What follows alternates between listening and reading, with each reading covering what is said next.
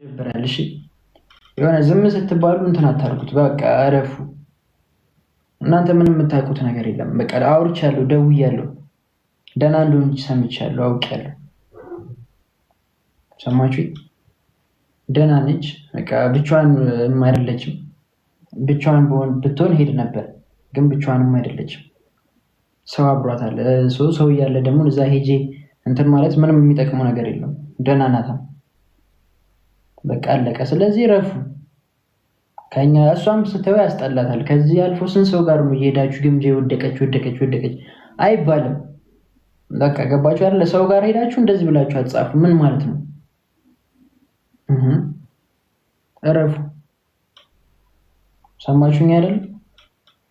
ወዳጅ ብቻ አይደለም ያለው ጠላትም አለ። በቃ እናንተ ናችሁ እንዴ? ቆይ መታኖሩንኛ መታዙን እንደሚመስላችሁ እናንተ እንደዚህ አድርጉ ስትሉ ግዴታኛ ማድረግ አለብን ነው ወይ? ከሆነ ንገሩኝ። ግዴታ ከሆነ ሁሉም እኮ ማድረግ ያለበትን ነው የሚያደርገው። ግዴታ ማንንም ግዴታ የሆነ ነገር የለም። ሰማችሁኝ አይደል? የሆነ በእንትን ምክንያት ብላችሁ እንትን ባትሉ ደስ ይለኛል።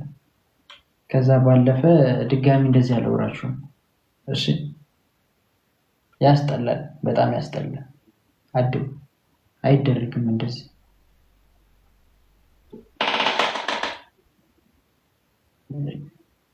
የምትሳደቡም አላችሁ ደግሞ ብላችሁ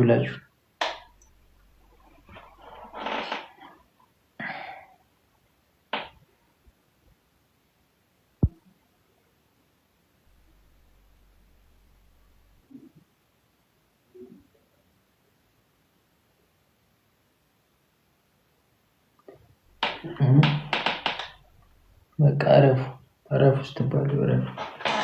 እናንተ ያስጠላል። ማርያም በጣም ይደብራል።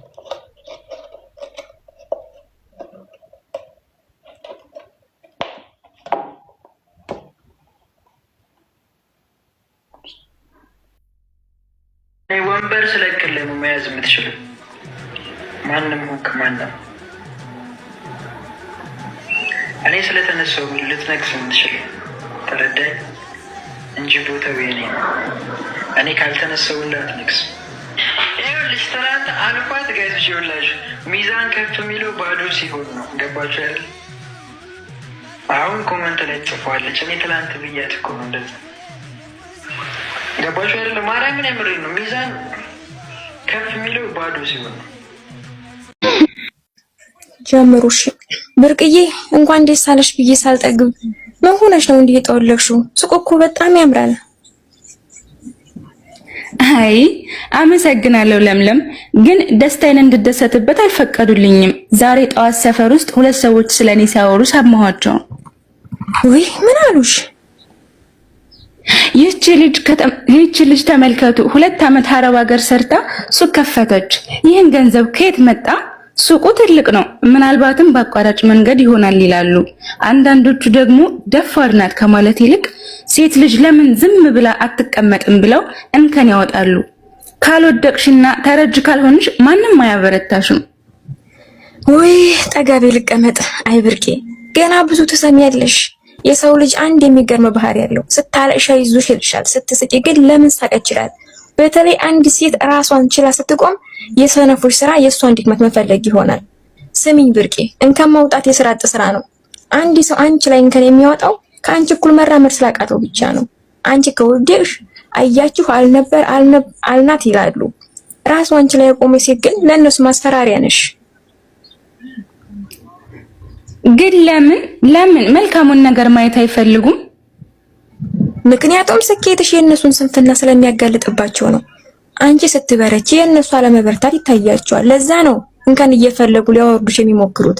ልክ እንደ መስታወት ማለት ነው። መስታወት ንጹህ ከሆነ የራሳቸውን እድፍ ያሳያቸዋል። ስለዚህ መስታወቱን መስበር ይመርጣሉ። ታዲያ እንዴት ነው ችላ የምላቸው? ልቤ እኮ ይሰበራል። መፍትሄው አንድ ብቻ ነው። ለራስሽ የምትሰጪው ዋጋ ከሰው ትችት በላይ መሆን አለበት። ሰዎችን ከን ሲያወጡ አንቺ ስራሽን አውጪ፣ እነሱ ስለ አንቺ ሲያወሩ አንቺ ስለ ራእይሽ አስቢ። በራስሽ የምትተማመን ሴት ከሆንሽ የሚወረውሩብሽ ድንጋይ ሁሉ ለቤትሽ መሰረት እንጂ እንቅፋት አይሆንብሽም። እውነትሽን ነው ለሚ። እኔ ራሴን ካልወደድኩና ካላከበርኩ የሰውን አብሮነት መጠበቅ ሞኝነት ነው። የእነሱ ምላስ እኔን አይገልጸኝም። በትክክል እንከን መውጣት የሰው ስራ ነው። ጠንክሮ መስራትና ማለፍ ግን ያንቺ ድርሻ ነው። አሁን ተነሽና ይሄንን ሱቅሽን በፈገግታ አስተናግጂ። በጣም አመሰግናለሁ። ዛሬ አዲስ ጉልበት ሰጠሽኝ። ከእንግዲህ ትችታቸው ስንቅ ይሆነኛል። ለምን አፋችንን በግጥም አናማሽም? እሺ ጀምሪን፣ እከተልሻለሁ። አላማስለውም እርር ይበል ድስቱ ግምጃዬ ካልመጣች ለምሳ ሰዓቱ። እኔም እንዳንቺው ነኝ አልሰራም ምሳዬን፣ ይበቃኛል ለሞይ ካየሁ ግምጃዬን። ወንድሜ ጀግና ነው ለዛውም አንበሳ፣ እኔ ደስ አይለኝም ኮስተር ካልተነሳ። ጎጃም ያበቀለው የማያውቀው ወረት፣ ቤታችን አይደምቅም ኮስተር ካልገባበት። እኔም ላሳርፍሽ ቁጭ በላ እንዳፍታ፣ ቀስትዬ በይልኝ እህቱ መከታ፣ ቅብጥ የሚያደርጋት ሁሌ ጠዋት ማታ።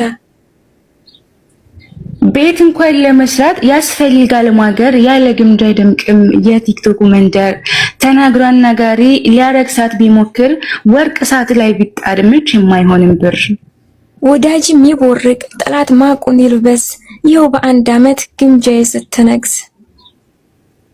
ግምጃን አስታውሼ አዳኞቹ ቀሩኝ፣ መጥፎ ሰው እንዳልሆን የሚከለክሉኝ፣ ሁሌ በቅንነት መንገድ የሚመሩኝ። አዳኞቹ ማለት አንዴ ከወደዱ እንደሰከረ ሰው አይወላገዱ። ነይ ተቀላቀይ ክፍት ነው መንገዱ። ግምጃዬን አሳዩኝ ከመሞቴ በፊት፣ ያቺ የሚቀኑባት የኮይታ አሮጊት። ያችን ደርባባ ሴት ሲኖንም ጥሩልኝ፣ ሳይረግጡኝ ሰዎቹ ጠበቃ ትሆነኝ። አቤኔንም ጥሩት ያንን ዝምተኛ፣ ጭራሽ የማይከፍተው በር ለምቀኛ። እኔ ታውቄው ስለሱ ልመስክር፣ የታዘብኩት እንጂ ከቲክቶኩ ሰፈር፣ ከተከታተልኩት ከላይ ባቸው መስመር። ያቀረበቻቸው ቢወጓት አዙረው፣ እሷ አትቀባጥርም ዝምታ ውስጧ ነው። ደግሞ ስትናገር አንደበቷ ማር ነው። ይህ ሁሉ ያለው ካዳኞቹ እናት ነው።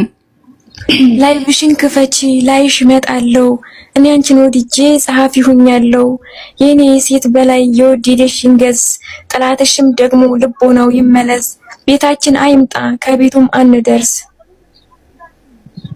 እኔ በየቀኑ ቲክቶክ ጎራ የምለው ማንንም አልፈልግ አንቺን ለማየት ነው። የኔ ግምጃ ቆንጆ ሀገር አስጨናቂ፣ ጠላትሽን ሳይሆን ወዳጅ ተጠንቀቂ። ለቲክቶክ ሞሬ አትጨናነቂ። ብዕር ከወረቀት ባገጣጠመውም፣ ያንቺን ጥንካሬ ጽፍ ያልጨርሰውም። ምቀኛሽ አርቆ ጉድጓድ ቢቆፍርም፣ ለራሱ ነው እንጂ ከቶ ላንቺ አይሆንም። እናመሰግናለን። እናመሰግናለን።